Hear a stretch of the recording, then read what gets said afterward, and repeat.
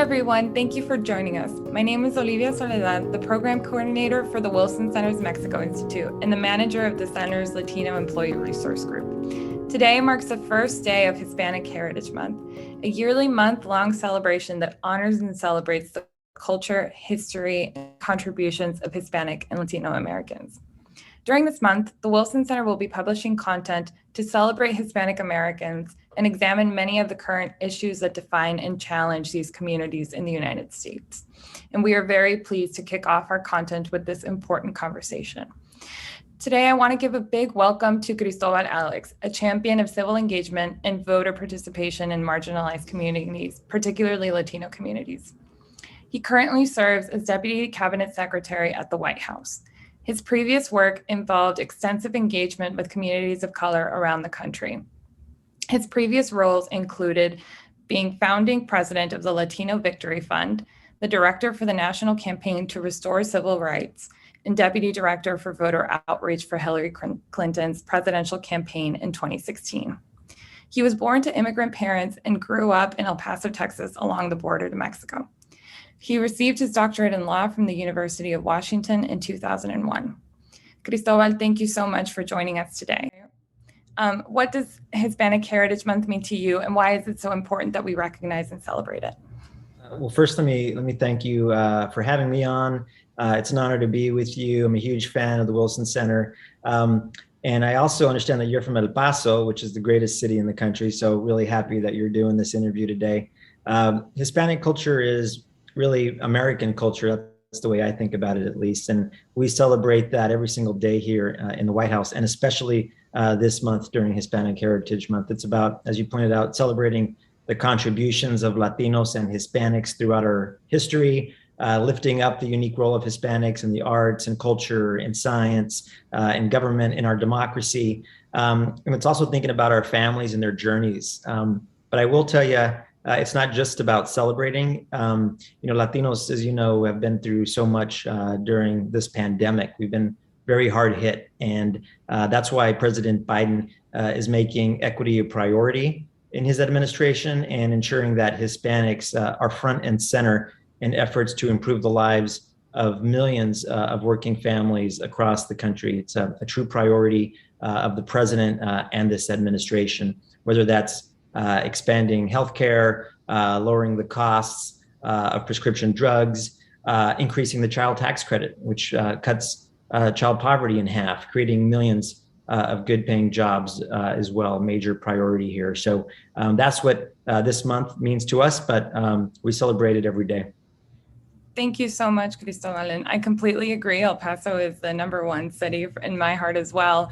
And I think what your answer just tied into the next question that I wanted to ask you, which was, how did this heritage of coming from such a binational community help you identify your passions and the key issue areas that you've focused on throughout your career? Yeah, well, I'll tell you just a little bit about my background. My mom came from Zacatecas, Mexico, as a migrant farm worker when she was a kid, the eldest of 10 in her family. My grandfather, her dad, was a bracero. And so they came from Zacatecas. They literally toiled in the fields, picking cotton, picking onions from Bakersfield, California, through the panhandle of Texas. Also that their children, me and my brother, would have the opportunities and chances that they never had. That was really our version of the American dream. I keep here in the White House this framed picture of my grandfather, Esteban Casas. This is his bracero papers, and I keep that here so that I never forget every single day when I'm privileged and honored to be working here in the White House that I stand on his shoulders and my mom's shoulders, and I think so many of us share that experience. And Latinos as a community, we're incredibly resilient. And when I think about our families, our forefathers, that resiliency and hard work is what brought me here. I'll say one last thing, which is in terms of background. My brother, Richie, who I mentioned a moment ago, when I was little, and my mom said, if you work really hard and put your heart into it, you could achieve whatever you wanted to in this country. But my brother, I'm lucky to have him as the sweetest, kindest brother you'll ever meet. But he's a person with autism. And I say that only because I remember when I was a little kid in El Paso on the playground during recess, some bullies pushed him down to the ground. He was 10, I was probably 9 years old. And it really struck me that these kids would pick on him because he's different. But also what I carry with me is the fact that I didn't do anything when he got pushed down. I kind of froze. I was scared, I guess, or just a big wimp.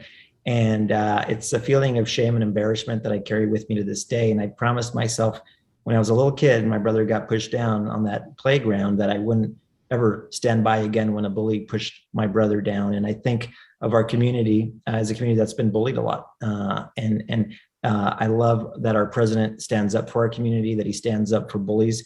And that's what he's doing here in this administration, is fighting for families like mine and yours, and from El Paso to Michigan, from California to Florida, and all over the country. Thank you for sharing that story. And I think importantly, and a big focus area of your own work has been to ensure that we are well represented in our politics. And so a lot of your work has had to do with increasing voter representation of Latinos, making sure our political participation is being taken into account, and that our resiliency is also shown in the respect that our politics has towards these communities. So why has that focus area been so important to you, political participation, and why is it so important that communities of color participate politically? Yeah, that's a great question. I'll start by saying, the saying, if you're not at the table, you're on the menu. And for so long, Latinos haven't been on the table. We haven't really had the political power or the muscle to influence the most important decisions that face our community and our families and our lives. And I think it starts with civic participation, that journey, whether it's registering to vote, to voting, to getting your abuelita and your gente to vote, to really engaging yourself in public life and really being truly a part of our democracy. It can shape who we are as a country. It certainly does every single day here with the incredible folks that are in this administration. And I'll pause there for a second just to uplift four of them who are making this incredible difference in our lives. Four of the most critical issues facing Latinos, whether it's education, health, small business and jobs, the economy, our security, immigration. We're lucky to have four incredible cabinet secretaries that are leading in those spaces, with Javier Becerra at HHS, Ali Mayorkas at Homeland Security, Secretary Cardona overseeing education, Administrator Guzman helping us come out of this pandemic, creating millions and millions of new jobs and supporting businesses. I think they are the perfect example of what it means when you're at the table and you're part of this democracy and part of this civic life. It opens up so many doors for others and ensures that Latinos aren't forgotten.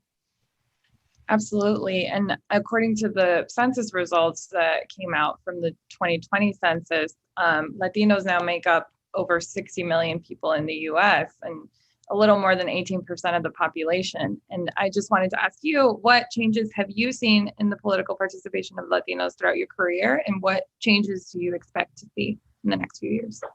Yeah, I was waiting very eagerly to see those census results. And if you look at some of the most important states in the country, over half the growth in those states is from our community, from Latinos. We're, as you pointed out, a very fast growing community and among the very fastest in terms of our growing vote share. In 2020, you saw Latinos voting in record numbers. Time and time again, we are expanding beyond just our traditional states where you think of Latinos, like our home state of Texas, but even in places like Wisconsin, Latinos making the difference. In Michigan, Latinos are making the difference. In Washington State, I mean, around the country, really starting to flex our political muscle. But I'll tell you, when I came to DC in 2014, I was lucky enough to work with some incredible, talented people to launch an organization called Latino Victory Fund, which was designed to make sure that we were increasing the number of Latinos elected to office and increasing our vote share.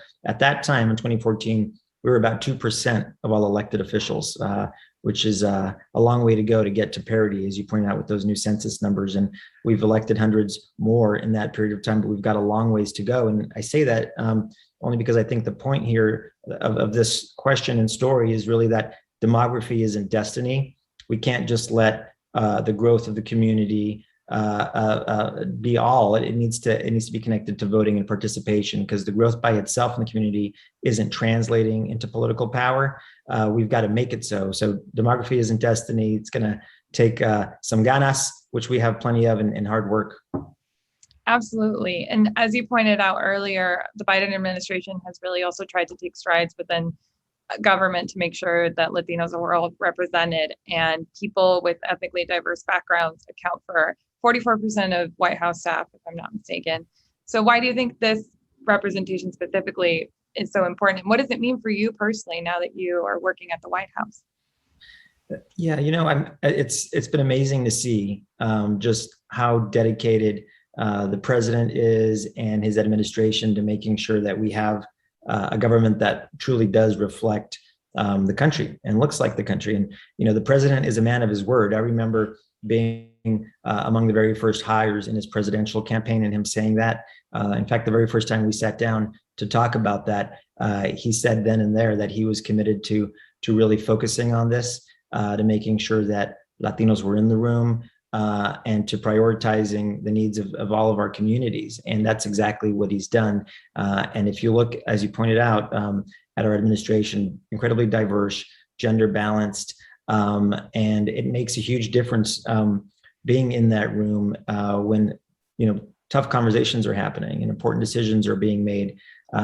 Making sure that we're here to represent our families and our community is absolutely crucial. And I think, again, thanks to the president and of course the vice president, in making sure that their staff reflects that and our entire government reflects that. Absolutely. And I think it sends a really great message to, as you've said, pointed out earlier, younger generations of Latinos, for them to really understand that, demography isn't destiny, and that it is possible for them, just as it's possible for anybody else, to reach the highest levels of government. So what specifically would you tell to younger generations that are trying to get into the world of policymaking, and in particular Latinos?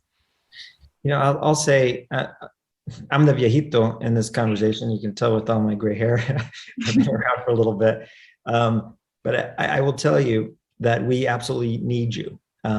We need you in the leadership pipeline. You truly are the future.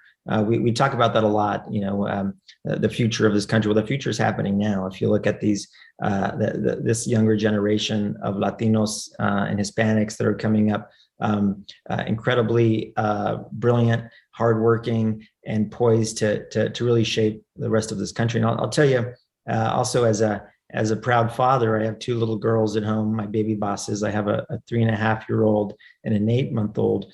And looking at them and thinking that everything is on the line for their future, whether it's fighting back against climate change, whether it's fighting for voting rights and civil rights, making sure opportunity is there for them. I think, I every day when I come to work, after I give them a kiss goodbye, I think about that when I get in here, and I think about their future and why it's so important for young folks to get engaged. And soon they will. I cannot wait. 2050, I think, is when we'll see them in office, but let's see how that goes. Wow. Well, we'll be sure to keep an eye out in 2050 for your daughters. They may want to go in a different direction. Maybe, my youngest one is really into eating. So she may be like a famous chef. Maybe Jose Andres will hire her. We'll see. That would be, a dream. But one thing I also want to make sure that we talk about, that you referenced earlier, is just also the discrimination that Latinos unfortunately continue to face in this country. And our shared hometown was the target of the deadliest attack on Latinos in modern history, where 23 lives were taken from a gunman that had the sole intention of taking Latinos' lives. So how do we keep that as part of the conversation? What message can we send against racism and hate that brings about unity? And what message would you send to people that still fear for their safety and well-being for the mere fact of being a Latino? Yeah, that's such a great question. for those of us from El Paso, and I think for Latinos and Hispanics around the country, that was a tragic day and a real wake-up call that there really is, for so many, a target on us. I remember when that happened, I was with President Biden, then candidate Joe Biden, in Nevada, and he was just about to take to the stage in an important rally, and I got the message, the call, and he immediately stopped everything that we were doing, and being who he is, wanting to pick up the phone and check on people. And he called our amazing Congresswoman Veronica Escobar from El Paso, who is deeply engaged on this and is still to this day, to memorialize the park where the shooting took place, or turn it into a park, I should say. And it was a shock, and I think, like all of us, getting on the phone and checking on our parents and our families to make sure they're okay. It just shows how close to home this has been hitting, this hate that we've got to push back against, and that the president every day is focused on pushing back against, by making sure equity is prioritized in all of our work here. And I'll also say, just in terms of discrimination, writ large, that's what got me into politics. Actually, I came about it as a civil rights lawyer. When I was a little kid, my dream was to be a civil rights attorney. And I remember once I was a civil rights attorney, having this case in this little tiny town in eastern Washington state, which is like the agricultural part of the state. There was a small town there, 2,800 people, with mostly Latino, 80%. But the power structure there was non-Latino. It was all white power structure.